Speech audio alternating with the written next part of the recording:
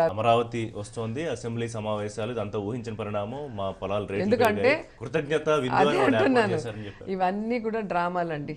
నిజంగా ఏ రైతైనా సంతోషంగా పిలిస్తే పరిగెట్టుకుంటూ వెళ్తారు జగన్ గారు. ఈరోజు అది తాత్కాలిక అసెంబ్లీ అని చెప్తున్నారు, రేపొద్దున అది వెళ్ళిపోతుందని తెలిస్తే అక్కడ రేట్లు ఎట్లా పెరుగుతాయి? రేట్లు ఎలా పెరుగుతాయి? రైతుకి ఎలా సాటిస్ఫాక్షన్ వస్తుంది చెప్పండి? తాత్కాలికం అని 100 సార్లు చెప్తున్నారు. సో రేపు ఎక్కడ కడతాడో తెలియదు, ఎవరి కొంప ముంచుతారో తెలియదు. కానీ ఇక్కడ కట్టినప్పుడు ఇది శాశ్వతం అని చెప్పాలి.